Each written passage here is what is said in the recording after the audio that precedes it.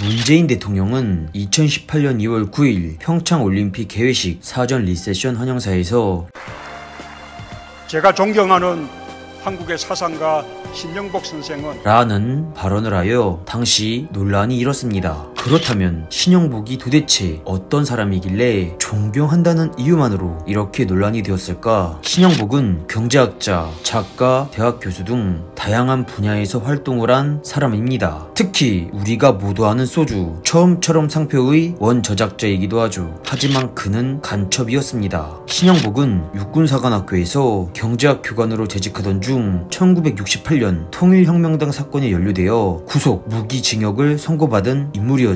그렇다면 통일혁명당은 무엇을 하는 단체였을까? 통일혁명당이 펴낸 지하신문 혁명전선을 보면 그들이 어떤 단체인지를 명확히 알 수 있습니다. 지하신문 혁명전선에서는 6.25 전쟁의 원흉 김일성을 두고 민족의 태양 김일성 장군이라고 칭송을 하는가 하면 그들의 단체가 주체의당 창건 방침을 받들었다며 김일성의 주체사상을 지도 이념으로 삼았던 단체였습니다. 또한 최초의 김일성주의 출판물에 접했던 순간 편집위원 전원의 눈이 잠시 뜨겁게 빛났다 라며 눈시울을 붉힐 정도로 종북주의에 깊이 몰입하던 단체였죠. 그런데 이러한 통일혁명당에서 조직도를 보면 알 수 있듯이 신영복은 꽤나 높은 위치에 있던 사람이었습니다. 또한 그에게 주어진 임무도 자신의 근무처였던 육군사관학교에서 육사 교관과 생도를 포섭하는 막중한 임무였죠. 하지만 얼마 못 가 신영복은 그 실체가 탄로나게 되었습니다. 중앙정보부, 지금의 국정원의 수사로 통일혁명당이 검거되면서 신영복도 함께 검거되었던 것입니다. 결국 신영복은 재판에 넘겨졌고 무기징역을 선고받게 되었죠. 그런데 북한은 신영복을 끝까지 구해주고 싶어 했습니다. 1975년 북한이 북베트남에 억류된 한국 외교관 3명을 풀어줄 테니 신영복을 비롯한 21명의 북측 인사를 북송하라는 것이었습니다. 하지만 중국과 북베트남이 갈등을 빚자 북한이 중국을 택하면서 북베트남은 새 외교관을 한국에 그냥 보내었고 교섭은 그렇게 무산되었죠. 결국 신영복은 20년 넘게 복역을 하다 1988년 특별 가석방으로 겨우 출소할 수 있었습니다. 그가 특별 가석방을 받을 수 있었던 것은 공산주의, 사회주의 북한의 이념이 아닌 자유민주주의의 대한민국의 이념을 따르겠다는 전향서를 썼기 때문이었죠.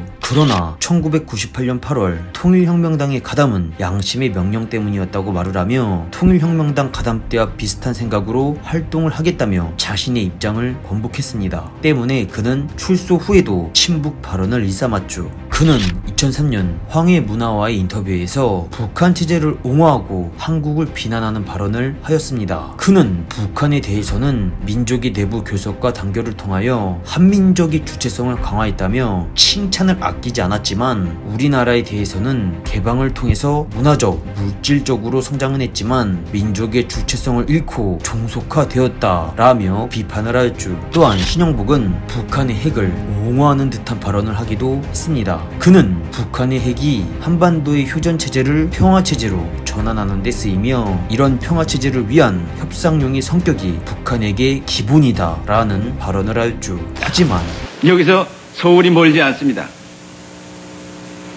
전쟁이 일어나면은 불바다가 되고 말아요. 이런 식의 발언을 일삼는 북한이 과연 평화체제를 위해 핵을 쓸 것인지는 미지수입니다. 그는 성공에 대해서 1989년부터 2006년까지 17년 동안 교수로 있었습니다. 은퇴한 뒤에도 성공에 대해서 석좌 교수로 머물러 후학 양성에 힘을 써왔죠. 때문에 2016년 고인이 된 신영복은 지금도 성공회대학교의 정신적 지주로 대접을 받고 있습니다. 성공회대 캠퍼스에는 신영복 추모공원이 따로 마련되어 있으며 학교의 로고 또한 그가 만든 서체인 신영복체로 되어 있을 정도이죠.